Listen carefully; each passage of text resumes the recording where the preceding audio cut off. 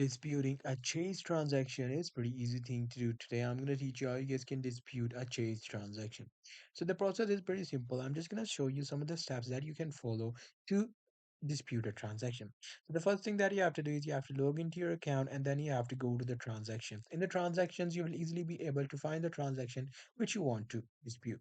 Now you just simply have to see the transaction and then you have to click on that transaction. It will open up. There should be an option for dispute a transaction. You just have to dispute that, and afterwards they will ask you some questions which you have to answer, and then after answering them you can review them, and after reviewing it you simply have to click on the button which should say submit dispute. This what this will do is this will submit your dispute. Now afterwards your dispute progress will be shown to you. You can see that from the account services under the account menu. Now in after some times after the dispute tracker will give you some details or updates, and after some times you will be done, and your dispute will be done.